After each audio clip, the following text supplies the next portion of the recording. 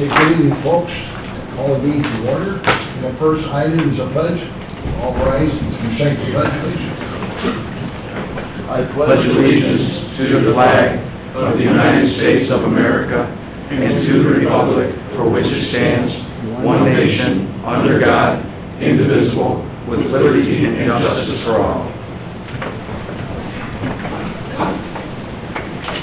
Next item, roll call. You can't hear you. You still can't hear me. Maybe talk just a little bit louder than my age. 1, 2, 3. Yeah, you can. Smaller mic. All right, thank you. You can have this bigger mic. I tried this one. Well, I don't swallow it. Thank you. I appreciate it. Kevin Brightsky. Here. Bob Gelliana. Here. Craig Kenworthy. Pamela Mishler-Fish. Here. Ed Morales. Redstone. Here. Luther Williams. Here. Nikki Witkowski. Rick Burns. Here. You have 6 present. You have a quorum, sir. Okay, thank you. The next item is approval of minutes for April 23rd, 2005. Do we have a motion? So moved. I'll second. Okay, motion and second. All those in favor, say aye. Aye. Those opposed, say no. Who made the motion? I did. Thank you, Kevin. I second. Minutes are approved. Okay, any correspondence at this time? No, sir. Okay, we have one case, new business. It's DD-2025-23. Applicant is Catherine A. Graham, Living Trust, care of Talby, Golf Firm. Locations near North 50 West, Chesterton, Indiana. Victory Township, known as A1. Request is seeking approval for a proposed Graham Metals sidewalk major subdivision to vary from the following design waivers. There's the first one, conventional subdivision, QD, section 602, conventional subdivision prerequisites, also requisite standard PQ, section 704. Next, conventional subdivision CV, section 6.03. Conventional subdivision standard and effect on development standards. Next is AC-01, access road standards, residential frontage roads, section 705B, maximum of one ingress and one egress. Next is LT-01, lot establishment standard, residential, section 6.16. B1, interior street frontage.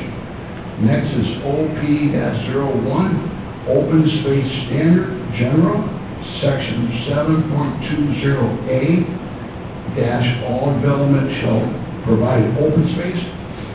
Next is OP-02, open space standards, residential, section 7.21A1A, minimum open space calculation.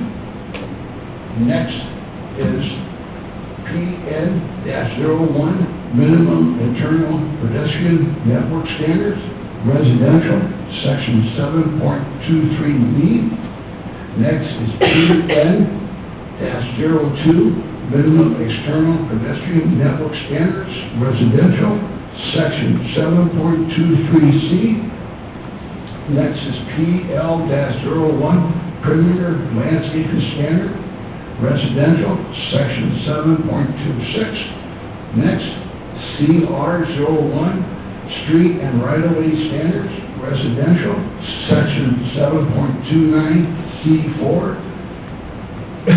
Connectivity, all developments shall provide stub streets to connect to adjacent properties. And lastly, SL-01, street lighting standards, residential, section 7.33A, and C, lighting plan for street lighting shall be presented to the Plan Commission, section 7.29A, and shall propose lighting designed for entrance, 7.29C. I think that's it. Very good. Thank you, My name is Todd Leeds, and I'm here on behalf of the petitioners in this matter. The Branhams are here as well, the family, and we're asking for design waivers so that we can move forward with a major subdivision, and I'll explain why it's a major subdivision when we're only talking about 5 lots. The property in question is approximately 53 acres in size. It's irregularly shaped. It's on the south side of 1000 North. 1000 North is just south of the 8090 toll road, and this property lies between 50 West and 100 West. So the southern boundary then is a half a mile, and the northern boundary is irregular, so it doesn't have quite that distance, but it's a large parcel, but it has some challenges, and you'll see that in a little bit here. The property is zoned A1 from the official zoning map. You can see there's A1 east and west of us, but there's also rural residential. That's the beige area just to the south of this parcel, which is a residential classification as well. As I indicated, the Branhams are here for a minor subdivision, but because of the circumstances that bring us tonight, it's required to follow the major subdivision rules, and so that's why we're here. It's a family farm. It has been farmed for previous generations. The current generation has no farmers. So this is inherited by their generation. They've owned it for, say, approximately 10 years. Their mother's passed, and so they're trying to liquidate assets and sell this property. This is the proposed primary plat that has not been filed because we need to get clarity on what rules we're trying to follow. That's what tonight's about with the design waivers. So the primary plat has a whopping total of 5 lots on 53 acres.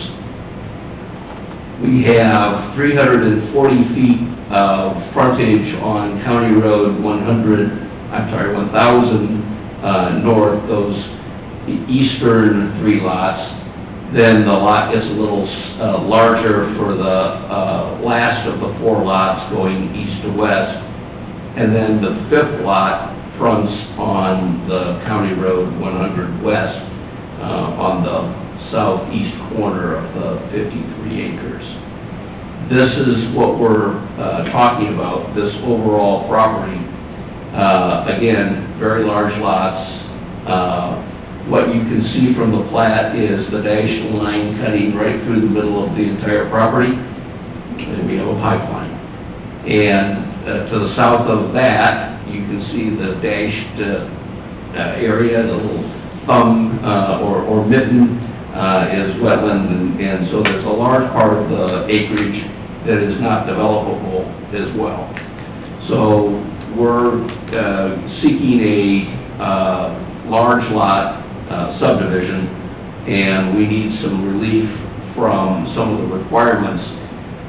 If we were to do a 150 lot subdivision, then we would be required to do all sorts of things. We want to do what 4 lot minor subdivision would be required to do. Overall, when we started 8 years ago, we had this property.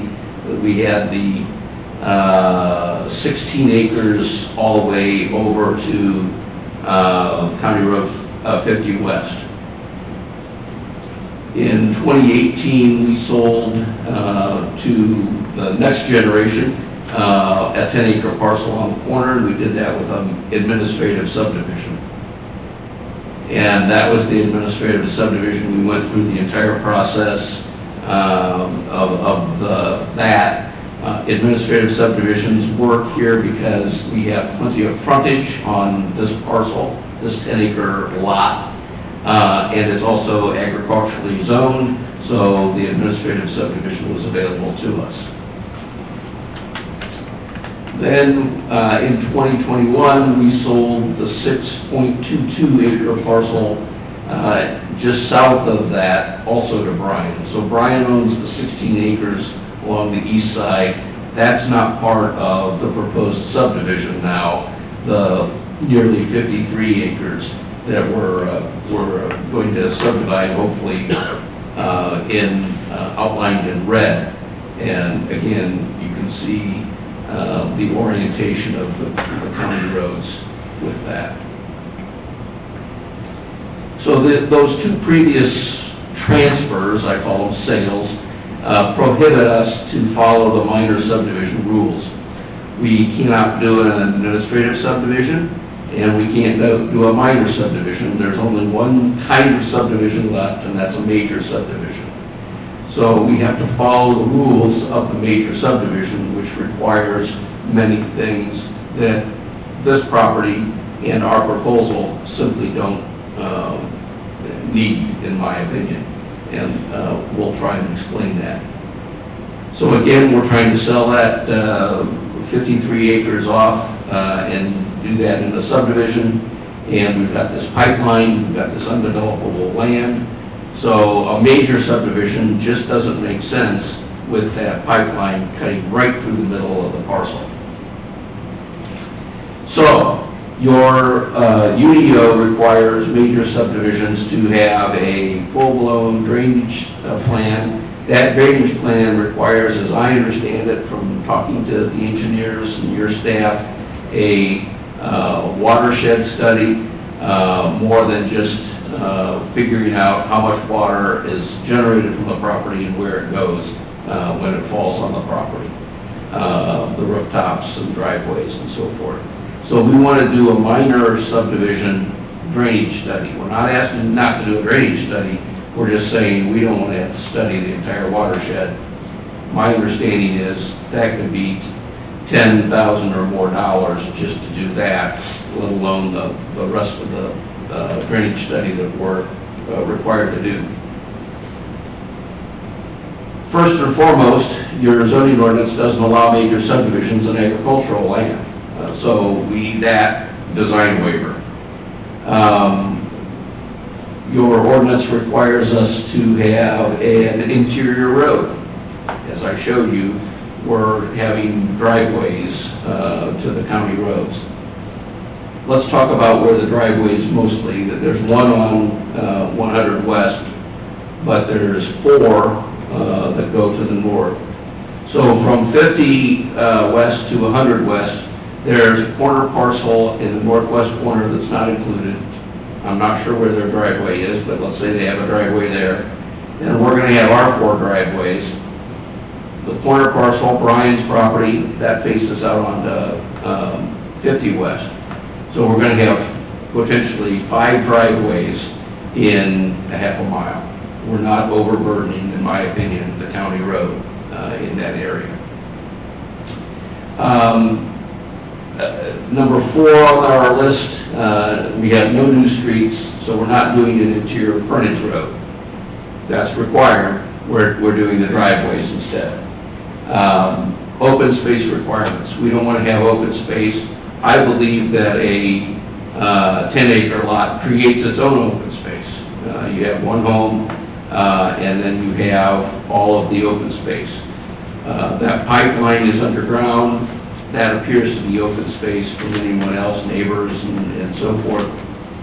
Also for drainage and all of the reasons why we have open space are accomplished with a large lot, not requiring us to have a park or a field.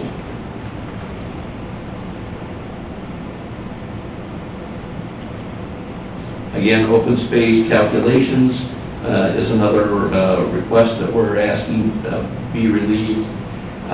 Your ordinance requires sidewalks. There are no sidewalks in the area, but there are no schools, churches, or other facilities or infrastructure, stores or such, that someone would need a sidewalk, in my opinion, in this particular area. Landscaping, perimeter landscaping is typically required when you're doing a major subdivision. When you have 150 lots, we typically landscape the right-of-way. Again, with 340-foot wide lots, I'm not sure that that's an appropriate ask for what, in essence, is a minor subdivision. And street lighting, we simply have no street lights, but we have no need for street lights because we have no intersections, no internal streets. So again, those are the 11 things that Mr. Burns had to read off at the beginning of our case that we're asking relief from, so that we don't have to do all of those things that the major subdivision would require us to do. Approving this doesn't give us the authority to subdivide. We still have to do that process. But this tells our design engineers, Doolin Group, what rules to follow when we file that application. The plat, as you saw on the earlier slide, is prepared, but we need to know exactly what we have and if we can follow that. If we have to follow the rules, then we're going to have to work around the wetlands, around the pipeline, and there's going to be an interior road, because that's one of the things that we're asking not to have to do. So if without these design waivers, I would believe that someone would try and put certainly more than 5 lots on 53 acres to pay for all the other infrastructure that your ordinance is requiring. We think that this is well suited because of the situation and the land, we're here only because of those previous sell-offs, quite frankly, or we could have followed the minor subdivision rules before. 53 acres is a large parcel. 5 lots is a small number, certainly for that size parcel. I'm happy to answer any questions that you might have, or those that come from the public hearing. Thank you. Thank you. It's a public meeting. Mr. Jabel, want to read the rules of conduct, please? Conduct, can you hear me? Conduct of hearings. At a public hearing before the commission, the petitioner and proponent shall first present the facts and arguments in support of the case. Those who oppose the petitioner shall follow. The petitioner shall have a rebuttal. It shall be within the discretion of the commission to impose any time limitation, either the petitioner or the respondent, and to limit public comment to those determined by state statute to be interested parties. Written remonstrances shall be accepted by the commission but need not be read into the commission record. This then concludes the public hearing. To maintain orderly procedure, each side shall proceed without interruption by the other. In presentation of the case, the burden shall be upon the petitioner to supply all information necessary for a clear understanding of the problem. The commission may continue the hearings when, in its judgment, the petitioner has not provided sufficient evidence on which to make a determination. Every person appearing before the commission shall be abide by the order and direction of the president. Discourteous, disorderly, or contemptuous conduct shall be regarded as a breach of the privileges of the commission and shall be dealt with as the commission directs. Thank you. Mr. Jabel, any staff report on this project? We did have a staff report. I think petitioner adequately did it in great detail. Simply put, as he said before, under normal circumstances, had they not had the previous parceling out or subdivision of the property, they would be appearing before us either as an administrative subdivision or a minor subdivision. And it's simply because they had these other land splits prior that's forcing them, according to our rules, to be a major subdivision. So it's really that simple as far as that goes, the discretion is. Okay, thank you. Okay, so public hearing, anybody want to speak in favor of this case? In favor of this case? Seeing none, anybody want to speak against or have any questions on this case? Seeing none, I'm going to close the public. Yes, sir. You have to come up and state your name and address on speaker, sir. We're recording everything, that's why. That's right. So my name's Eric Ritter. I live just, it would be out south of the property that we're talking about here. And so one of my concerns is, obviously, what would happen to the water for building those homes and the drainage that would affect mine. And then also, you know, we bought that property, I think, in 2015, and the thoughts of building in the country is because, you know, you want to be in the country and away from subdivisions and things of that nature. And when we built it, I don't know, I'm not up on all the laws, and I didn't know exactly, excuse me, what they wanted to do here. But we were under the impression that it would be sold off as 10-acre parcels.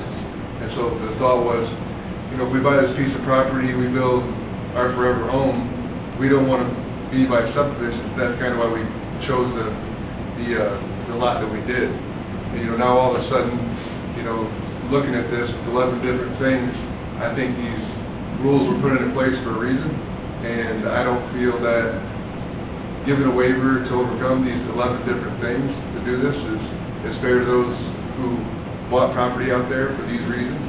And the other thing is it's going to increase traffic, and that Chip and Seal Road, I don't know if that will hold that up over there. But more so than that, it's just that we don't want a subdivision where we live, and that's kind of why we built the house where we did. And that's my concern. All right, well, thank you. Thank you. Anybody else want to speak or make a comment? Yes, sir. State your name and address, please. Eric Bliss, 965, I live next to Mr. Ritter there, and some of my concerns are about the same. One of my biggest concerns is I have one of the newer homes that's been built there 27 years ago, and well, the people of Porter County are literally at war with the tax people here. And my property has gone up in value to $250-some thousand with that tax going up and up and up. And I know almost all of my neighbors. I've seen their homes. I know what most of them do. And I mean, they're stepping on our chest, literally. And I'm looking at retirement, and I just wonder what she's going to raise it next year. And these are probably within big lots. I imagine they're going to possibly be close to $1 million homes.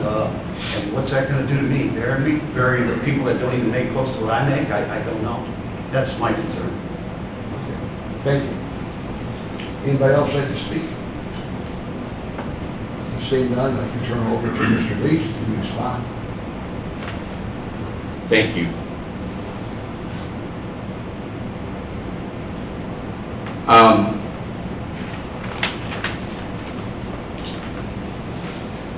If you can see the screen that I have, this is the proposed primary plat, and on each of the lots, you can see 3 dots in a row, north to south, near the top. Those are soil borings, and so that is where the soil scientist has proposed the septic system to go. So the homes are going to be located near the county road on the north end, not on the south end. And the area on the south end is that undevelopable land I was talking about. So, away from the 2 gentlemen who spoke. As far as stormwater, we're not, as I indicated, asking to be relieved from providing any drainage calculations.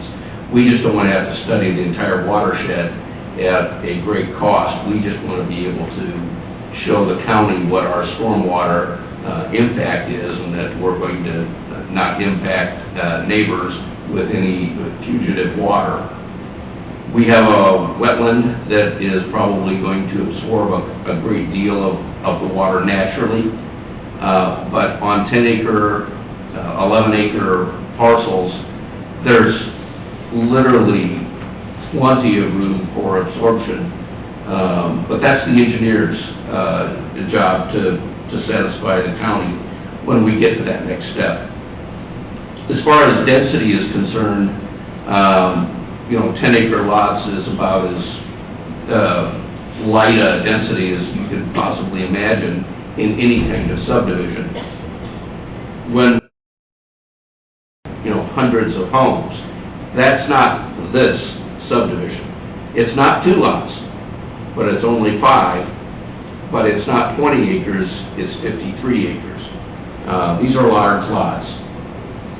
As far as the rules that we're asking you to give us relief on, one of them is streetlights. Does anyone want streetlights? Does anybody think streetlights are appropriate here? I think not. So those are the kinds of things that we're asking for. Does anybody think that we should have new roads in our 53 acres? If we can avoid the roads, we avoid drainage problems. There's less impervious surface.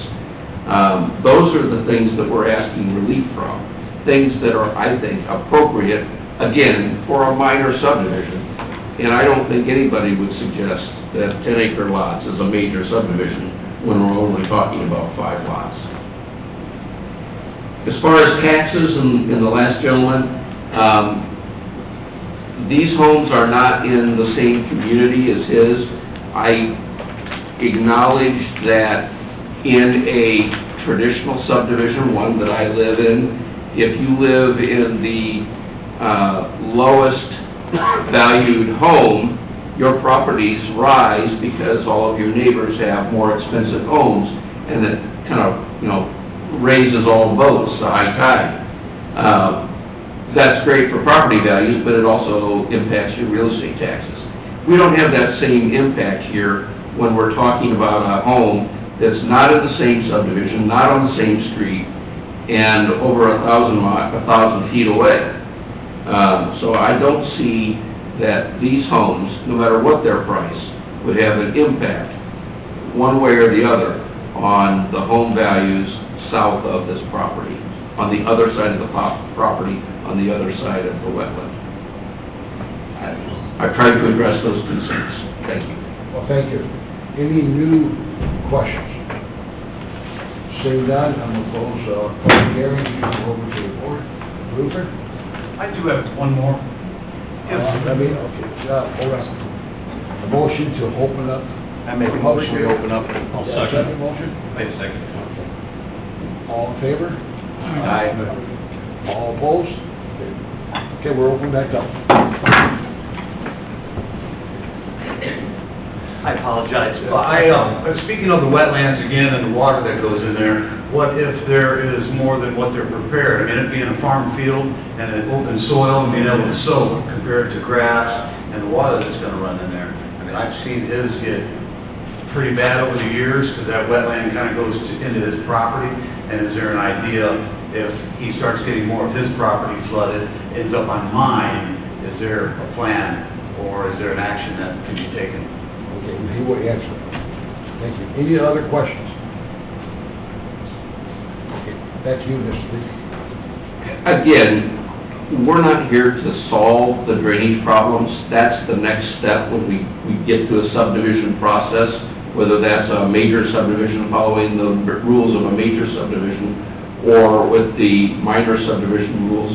But I can tell you that I've been doing this for 35 years, and the engineers have told me over and over that row crops shed water to neighboring properties much more frequently and much greater volume than turf grass. So if we have turf grass around these homes, that's going to add as a sponge or absorb and control runoff much better than a farm field and farm crop fields. So don't trust me, I'm just the lawyer. The engineers are going to get it figured out at the next step. Thank you. And we'll close the public hearing. Luther? I think we're calling this a subdivision, but really, it's like 10-acre parcels out in the country. We've got 5 of them, and they're all over 10 acres. So I don't see a problem with the size or eliminating some of these areas that he wants relief on.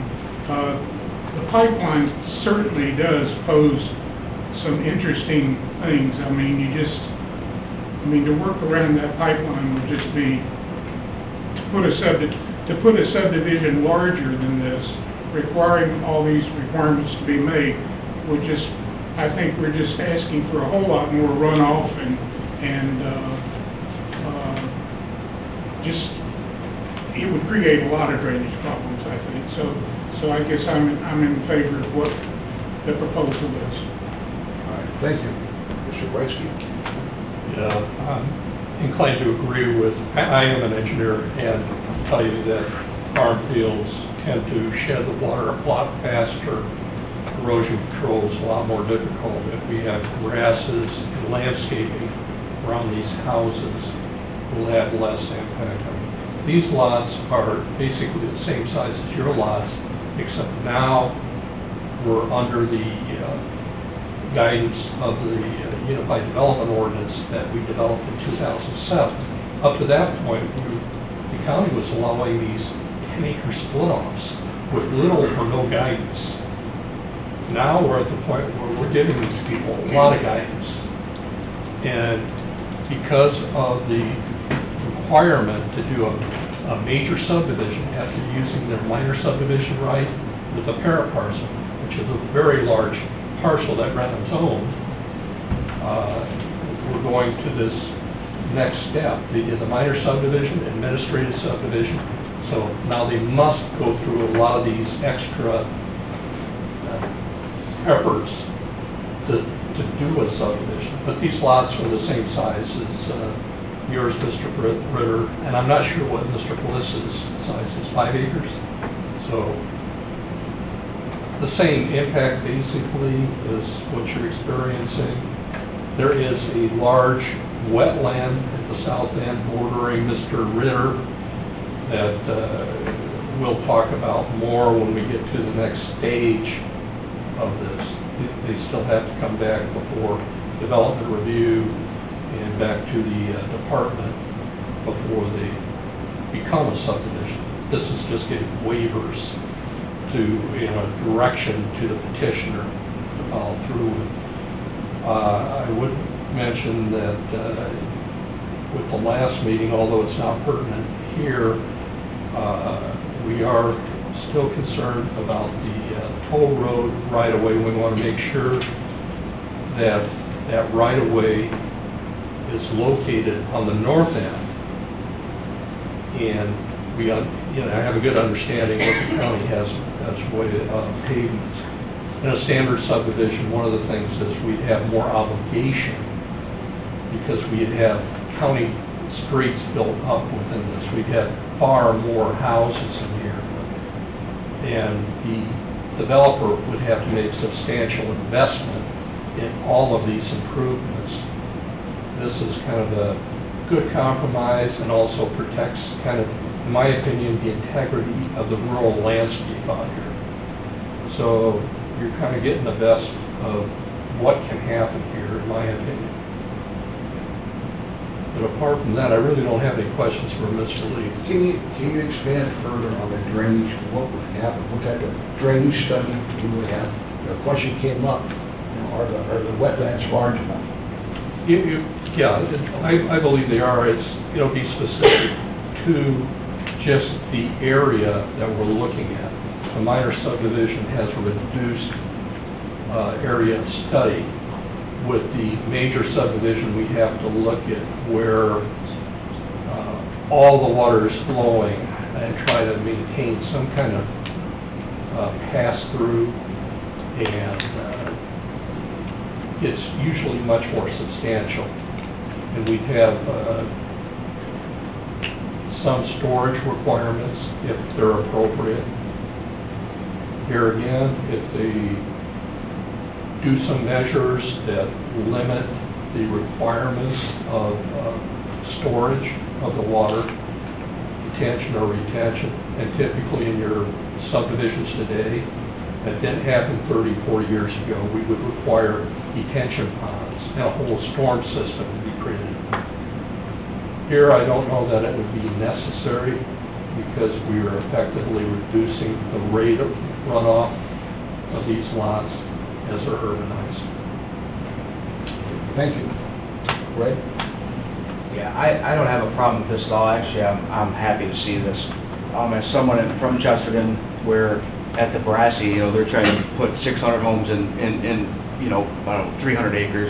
This actually warms my heart, and I feel for anybody who buys acreage and then, says, I don't want anybody living next to me, but I'll tell you, as a Liberty Township person for 20 years, I would much rather see this than what a lot of people are trying to propose, national builders come in here and cramming houses down our throat, so I absolutely welcome this.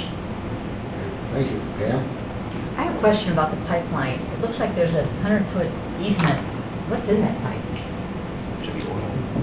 I suspect it's petroleum. It is petroleum. Really? Yeah, I own 50 acres up here, and I think it's the Marathon pipeline, I believe, that goes through there. Wow. Yeah. So those people will be having that pipeline going right to the middle of their property, whoever purchases it. Interestingly enough, you can build very, very close to the pipelines. These homes would be well set back, probably 4 or 5 times what code would allow. You can build very close to a pipeline. Interesting. But Welcome to if you're doing it. interested in safety issues, the pipelines fly these every week. They keep an eye on what happens. And they actually run machines through the pipes too. Because when I bought 50 acres, I actually, the farmer, God bless him, he built a barn right on top of the pipeline. I didn't know that, and he moved the stick over, like, so a guy came out and he's like, hey, what did you do? I'm like, hey, I didn't do anything, I just bought the property. So they walk this, they fly it, they put machines through it, they do a And lot of. prospective buyers would be notified of this Yeah. pipeline running right to the middle of their property? Yeah. It's flagged on the surface. Yeah, okay. In Dillon, we either have train tracks, pipelines, I mean, that's. It's the whole county. The whole county, but Yeah. up there especially, we have train tracks. Thanks to Lake Michigan, everything comes through. Comes through us, yeah. Yeah. Our family farm in Jackson Township had 4 pipelines. Did it really? And the AT&T cable was running along the north side, so. Yeah. It just makes me a little nervous. Anyway, that's all I wanted to know. I'm good. I have nothing. I do as well. A motion? Motion to approve the variances as they're noted in our... Right, second. Kevin? All 11? All 11? All 11. Design waivers. Design waivers, okay. All 11. Do we have a second? I have a second. Okay, so, we have a motion, a second, ballot?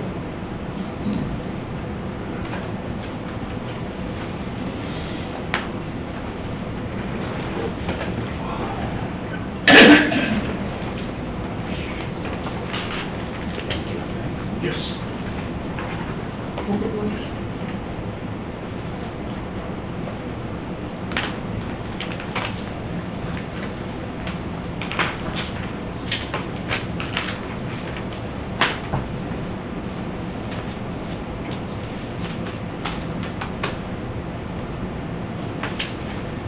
got a bunch of them here. Yeah, we gave you a couple extra. Am I supposed to? Now we know. Four, did I go out 4 times?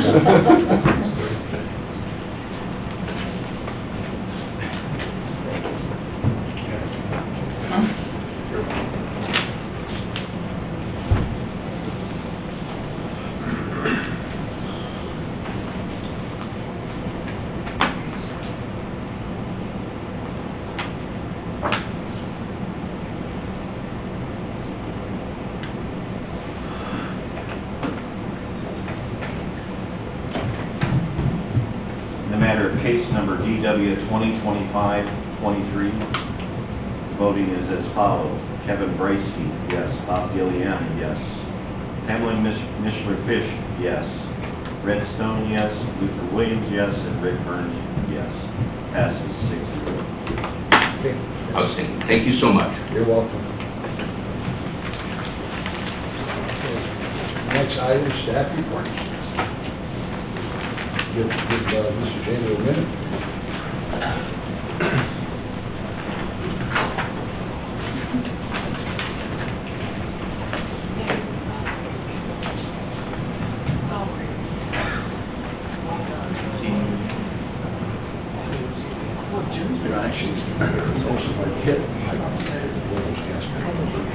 Yeah, I'll tell you that farmer, he built, when he put railroad ties and put them in the earth, and I was picking them up, he was lucky he didn't. That guy came out, he goes, do you know where that's at? I was literally 1 foot from the lean-to that he put out there.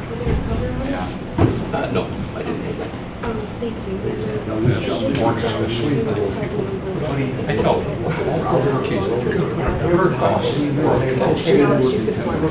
Initial pipeline, they moved for 100 feet.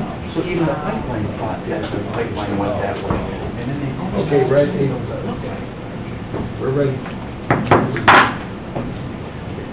Okay, on staff report, and I know that's brought some of the people into the room, so I wrote a staff memo to all the planning commission members. I'd like to read it in the record. I think it'll bring some clarity what the intent of this staff. It's really hard to hear you. I'm sorry. Is that better? Better, thank Good. you. I'd like to read this staff report we put together that brings some clarity to what the purpose of what we're recommending tonight. And of course, it's the board's decision whether or not they want to do this or not. So this is for conversation with you and discussion, and you make the decision if you want to move forward. So listed on the agenda for the August 27th Plan Commission, there's a staff report titled Formation of a Plan Commission Subcommittee to Review, Evaluate, and Recommend Additions, Deletions, or Revisions to Unified Development Ordinance and Rules and Procedures. The agenda item allows the Plan Commission to discuss, evaluate the potential need for this subcommittee. The final decision will be made by the Plan Commission. The formation of this subcommittee is based on staff observations and internal discussions. And I'd like to interject what's not in the report. In my 19 months since I've been here, I've seen conflicts, need for better definition of our current UDO in the 19 months I've been here. Susan and I and others on the planning staff, we have many spirited discussions on the interpretation of the UDO. So that's kind of precipitating where I'm going with this. Its primary focus is on possible amendments to the Unified Development Ordinance and Planning Commission rules, aiming to clarify definitions, include relevant details, and address inconsistencies. I missed that before. The subcommittee would serve an advisory role to the Plan Commission. Amendments to the UDO, this is important, are only formally considered by the Plan Commission in a meeting such as this and require final approval from the Board of Commissioners in the form of an ordinance.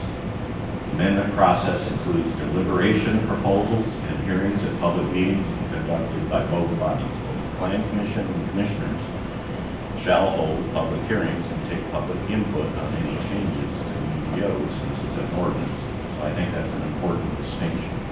It's not the committee's job on their own to change anything in the UDO or our rules and regulations. Some relevant examples for further consideration may include: 1, facilitating coordination across multiple source documents to ensure consistency in titles, assignments, and definitions. For example, minor discrepancies exist among various sources regarding the criteria for membership on the Development Review Committee. As an example, if you look at our rules between the UDO and the rules and regulations, sometimes they got a county highway and county engineer, sometimes they don't. There's some discrepancies there. I think we should get both documents to be coordinated with each other. 2, assess the necessity of appointing a presiding board of the zoning appeals hearing officer in instances where both the primary and secondary appointees are currently unveiled. And since I've been here, that's occurred on at least two occasions where it was really tough to get both to come here because both had conflicts with the schedule for the scheduled date. 3, clarification regarding the definition, usage, and evaluation of a legal lot of record, as well as the distinctions between a private driveway and a private road. Those are two unique circumstances that we've dealt a lot with. We kind of backed ourselves in a corner the way we did put the UDO in, and that what a legal lot of record is, there's a lot of ambiguity between what that is. And in order for them to go to the next step, to either build a home, as the case we heard tonight, to even do a subdivision and everything like that, a lot of it depends on whether or not it's what's called a legal lot of record, which isn't really well defined in the UDO. We'd like to resolve that by having a definition for that. 4, examining Board of the Zoning Appeal cases from the past 3 to 4 years to assist if development and design standards need updating. As an example, repeated requests for accessory structures above the 20-foot height and and these requests are normally in the range of 21 to 25 feet, indicate that the restriction may need adjustment simply because in most of the cases I've seen in the 19 months here, the vast majority of those cases have been approved. And what we got to remember, this ordinance was written in 2007, that's 18 years ago. Times have changed, people have uses for taller barns, they shouldn't be obscenely tall, but is 20 feet tall enough? And I'm not suggesting that we're going to change it, but I think we should have discussion and investigation on that. Example 5, since 2017, more than 35 county ordinances have been passed to amend the UDO. That came through the Plan Commission, went to the commissioners, they're part of the UDO, but they don't exist inside the book, which is creating confusion when people come to our UDO. They forget to look at the amendments, which are scanned copies of documents such as I'm holding in my hand. So we have contracted with the original publisher to incorporate all 35 plus amendments into the UDO, so the UDO reads like one book from beginning to end. And we hope to do that maybe more on a quarterly basis so we can keep up with it instead of trying to do 35 all at the same time. So when that is done, the book is going to need to be evaluated because we're not going to put a 500-page document out without all the assurance quality control. One of the aims I would like this committee to do is help share in the responsibility of reviewing this book, because it's going to be quite voluminous. That could also be a task of this committee.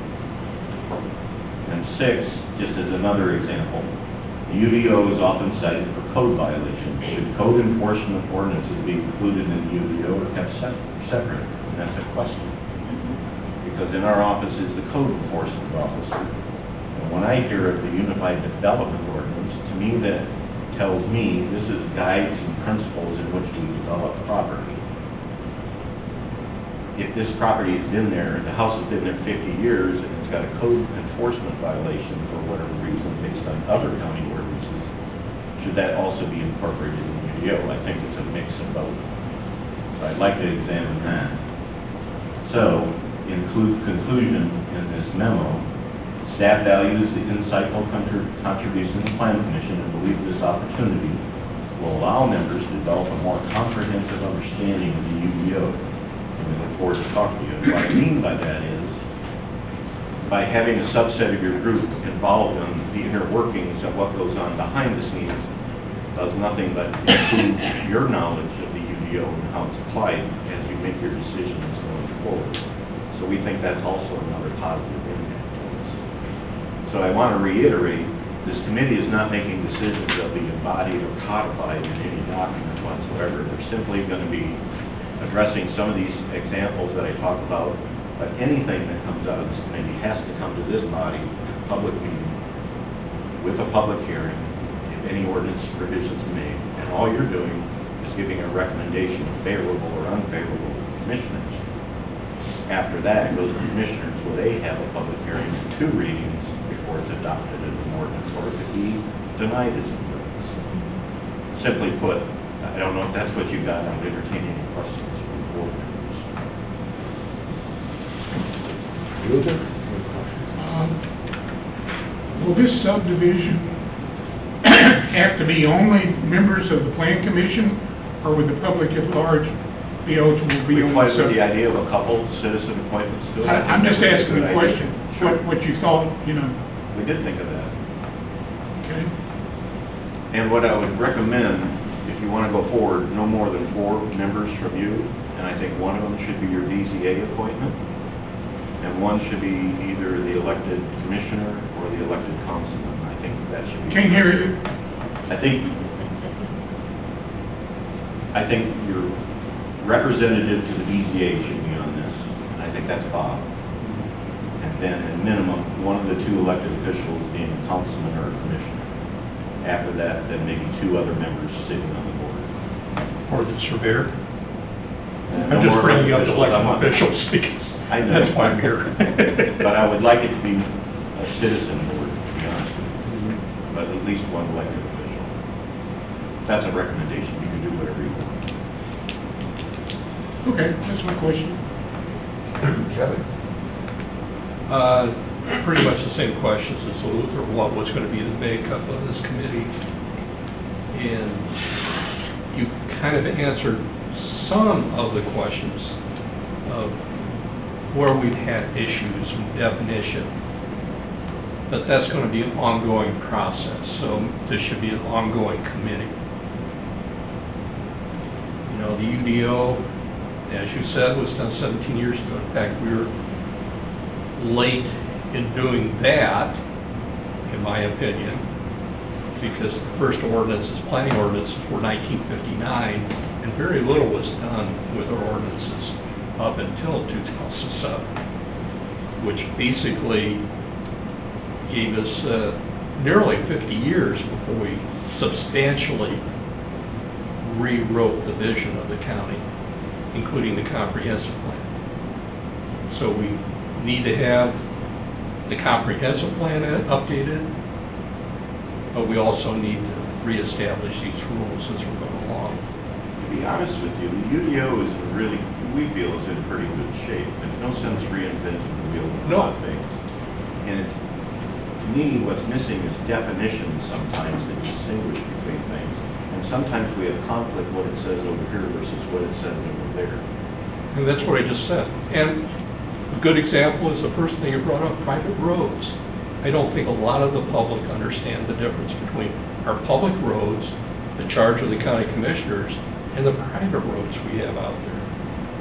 And I believe some of the definitions in those two were intermixed, and they meant one and it meant the other. Mm-hmm. And there's inconsistency. Exactly. That's it. Brad? I like the idea. I think it'd be good to get citizens involved as well. So I think that'd be a good thing. Ann? I think it's a good idea. I know sitting at some of the BPA hearings,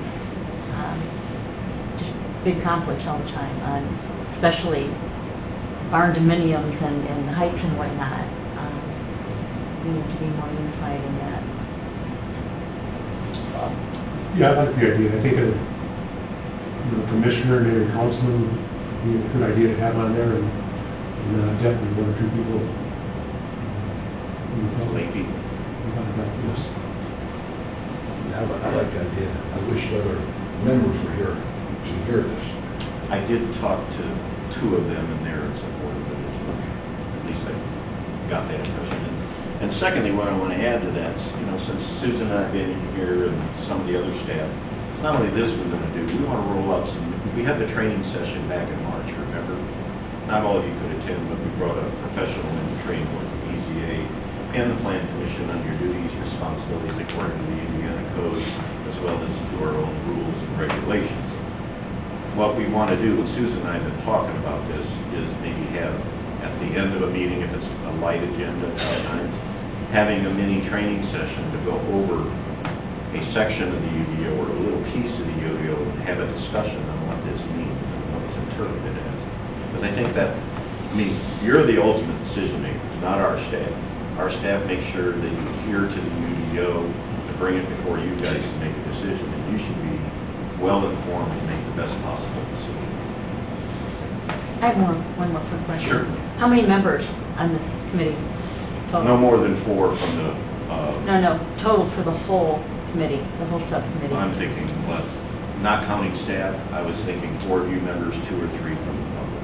So it'd be 6 or 7. Okay.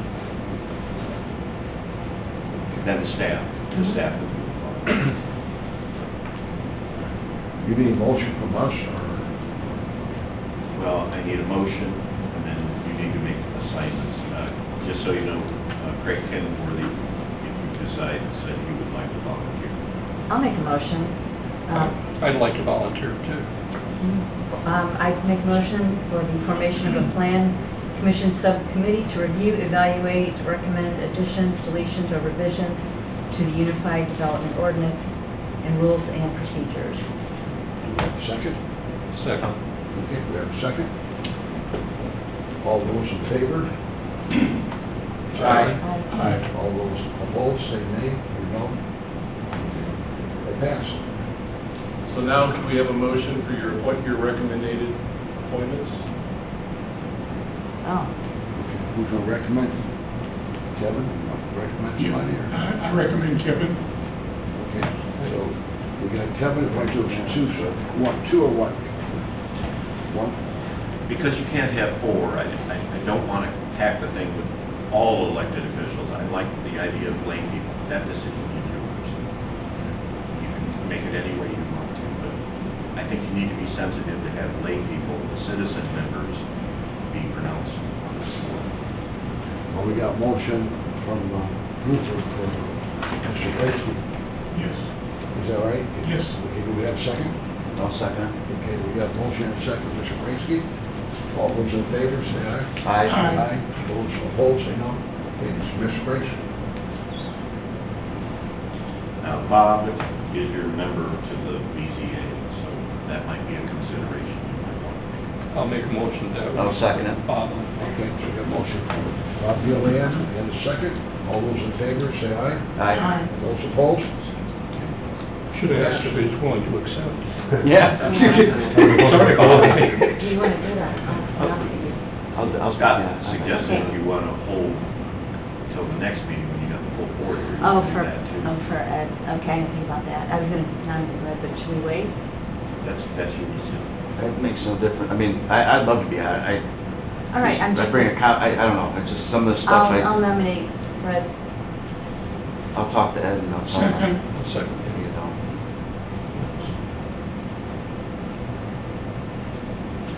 We have a first and a second. We have first and second? Mhm. Okay. Do we have, all those in favor, say aye. Aye. Those opposed, say no. Okay. You're good? So that's how many, huh? 3. Moving right along. I'll just do it now, I'll do the fourth. Okay. Like to nominate Pam? I'll second that. There we go. All those in favor, say aye. Aye. Those opposed? Okay. You're approved. Hey, Mike, how are we gonna get out to for the citizens, or like, I think we convene our first meeting just for organizational purposes. and then see how we're gonna, okay. All right, thank you. Okay. Any other business? Well, Anything and I from think, public? but before we pass that, I think when the first organizational meetings put together, in that way, this board can start to put together their citizen appointment ideas, the commissioners and the council, we all have meetings coming up. I think if those citizen appointments can be put together between now and the organizational meeting, the organizational meeting will just be that, will be to decide how often, when, and what format we're gonna have notes and all of that, so I think that'll give the board the opportunity to come up with the citizen ideas for appointment. Plus, we haven't even told anyone where to apply or how to do it, or, so we have to get through that at that meeting to say, this is how we're gonna do it, this is who's announcing it, to be able to do it, so. Okay, thank you. Any questions from the public? Yes, come up and state your name and address, please.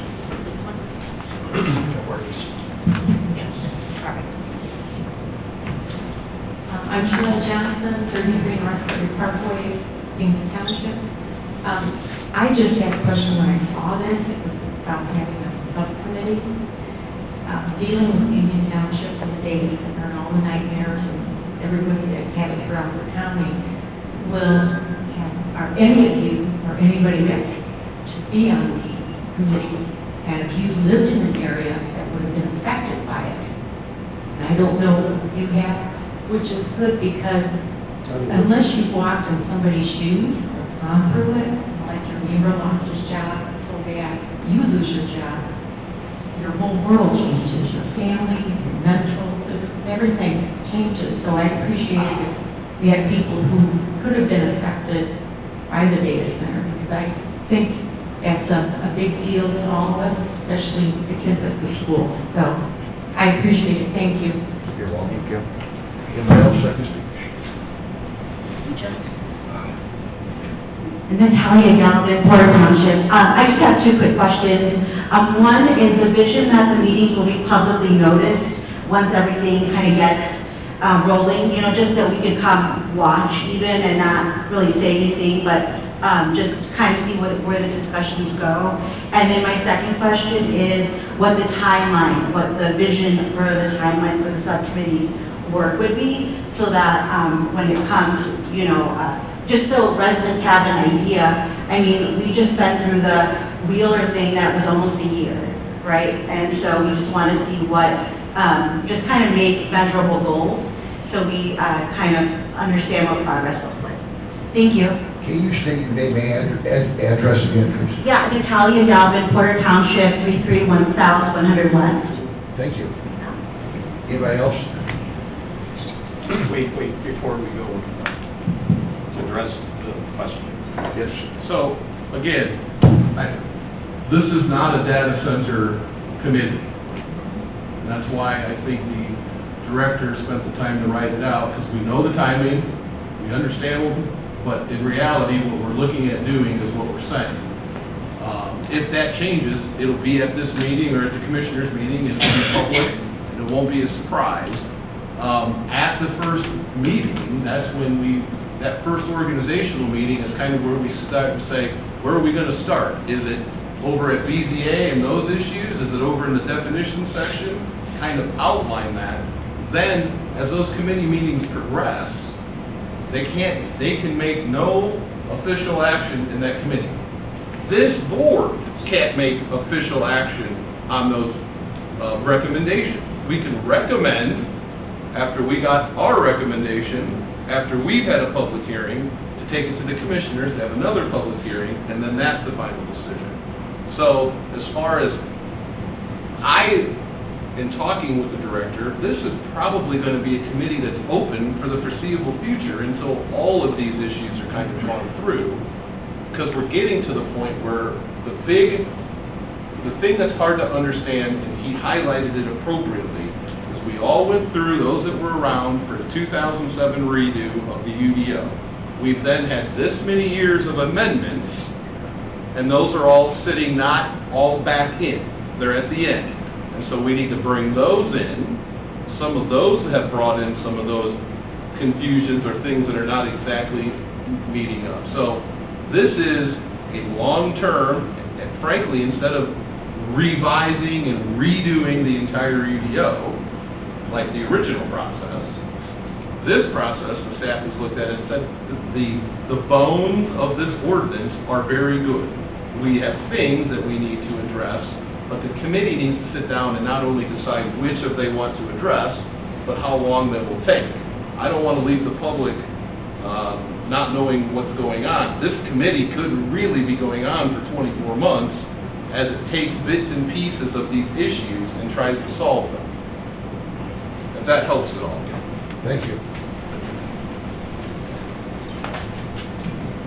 Amy Hedge on 115 North 500 West. Thank you for that explanation. I don't want to speak for you, Cheryl, but I think your question was more around, going through the data center process in the UDO. There's a lot of room for interpretation, kind of what you said, Mr. Jabo, as far as like a DIY PUD, right? Like, there's a lot going into that whole conversation, and honestly, it's way above my head. But I think as we're looking towards this committee, I will say in doing a lot of research for our Union Township data center, a lot of the code is very hard to find in the UDO, so I really hope that some of the noise ordinances and some of the landscape ordinances are very clearly defined under what that looks like when we're going through this whole process. And then I just want to say I've learned a lot from you, Mel Reed, on zoning and our overall UDO, and I really hope you apply to be on this committee because you're a wealth of knowledge, and I really appreciate your efforts in all of this. So that's it. Thank you. Anybody else like to speak? No, I said we'll not be outside. Thank you for the comment. I know these get weird, so I'm just making sure I don't get that weird reverb again. Thank you for the explanation. And State your name and I'm address. so sorry. Melissa Reed, 2008 Black Hawk Road, Center Township. It sounds like this is what you did with the website, or you're just trying to accommodate a cleanup, a consolidation. My question after your explanation, Attorney McClure, which I appreciate, is if this is a longer-term type of thing, will this committee be addressing things based on a new application coming in for commercial for a 500-acre multi-use park for another, God forbid, data center? Okay, so this is more just clean up what you have. This is not going to be as a going to this new committee because of an application that shows up in here. This committee will not hear applications that will go through the process through staff to hear the BCA planning commissioners. Okay, That's thank just you. the way it is. Okay, and my other question maybe was what Natalia was trying to ask is, these are going to be behind development doors, kind of discussion. They won't be privy to a hearing. It'll be the appointed or the accepted people, and then that will go then to this separately, not as a public hearing to them, and then they do the public They hearing. do the public hearing by law. Okay, is there going to be like a recap to this board at the public hearing that says we have wanted, like item by item on the agenda, we wanted to do this, we wanted to do that, we recommend this, we don't recommend that? Yes, if we want to make recommendations for changes in the review, like the examples I said, we'd have to make a petition to this board. Item by item? Item by what item, they are. yes. Okay, thank you, I appreciate that. You're welcome. My only other comment I don't know, we may go to the next week hearing about this, but I really feel like after this experience, there has to be some limitation on accepting HUDs that are stacked up beyond what the state law currently defines as. And I think this is probably a really good learning experience to see how far it could go out of what our intended use might be or what our goals are to preserve good development and preservation of quality of life. So I really would like to ask you to consider writing something specifically that defines what plans cannot be asked for as staff on top of the existing zone. So there's a limit. And that's a good question. That's a good question, It's a big question. and that's Yeah. going to take a lot of, because legally, there's certain things we can't do, because everybody has a right to their land and ask. But if something's given a docket number and a fee is paid, shouldn't that have to abide by the EO, or It that's does. in the movement of discussing whether it does? Well, we may fine tune that process. That's what I'm saying. I Yes, think that needs to be defined. But to Give some guardrails. deny, that's a tough hill to climb, but we'll talk Yes, about that. that's my 2 cents. And the other thing, and I think maybe other people feel this way, is we'd like to see if there's some consideration to develop an ordinance for that interest. Hobart did one that was very minimal and vague and didn't even ask for bonding or qualification of insurance companies, but I think a lot of us here really feel like we don't want to go through, nobody wants to go through it again. And can we have an ordinance that at least gives some definitions to data centers? Not as part of this new committee, I'm speaking off the agenda, so you can not answer that. I think that would be most appropriate, taken up with the commissioners and direct the planning commission to look into that. Okay, thank you, I didn't know how that's going to work. I would think it would be appropriate for the commissioners to do that direction. Okay, thank you. And then to answer your question and to the speaker previously to you, we've tried as we can. We have posters in the building, we put it on our web pages or social media pages. We are in the midst of an update of our comprehensive plan. And we welcome all input. Matter of fact, we invited our resident who is anti-Willow Creek Road, self-admittedly. We invited him. He's sitting on the steering committee that listens to the input from our consultant. That eventually will come to this board and to the commissioners for approval. But we welcome all the things you're talking about thriving your neighborhoods and how you want to look and shape and feel. Comprehensive plan is the place to get those comments in, because that is the guiding document, to be honest with you. The comprehensive plan is the document that drives the UDO and should drive the decisions of the board members. Do you know when that might be revised and complete, or I can't remember what you said? We started in February, and I expect by the end of this year, maybe early next year, to be complete, but we're still got a survey out there. Yeah, we passed it around a couple times. Please, Why is by it all pop- means, pop- get out. popcorn at popcorn? We went to pop-ups, we were at probably half a dozen or more pop-ups trying to get public comment throughout the county. It's tough getting public comment when it comes to this stuff, but we really encourage it. But that's an important document that I think you're voicing. Thank you, appreciate it. You're welcome. And I'd like to point out, the last time we updated it was 20 years ago. Actually. And that was the first time. 24 years. 20, yeah, specifically 24 years, but prior to that, it was 1960. Walk to the elevator, and right before you get on the, go in the, get in the elevator, there's a poster there. You take your phone and scan it, and Okay, you I get was the wondering. survey. And if you don't have any, You can call me and I'll be glad. Okay, all right. Okay, any other comments? Yes, sir. I'm probably tired of hearing about data center stuff, but, Can you state your name and address, please? yes, sir. At Orlando, Burns Harbor, Indiana. Thank you. Again, thank you all for your professionalism and dedication throughout this long and challenging process. I'm excited to help Porter County and its communities create a strong data center ordinance that will protect residents, property values, the environment, and overall quality.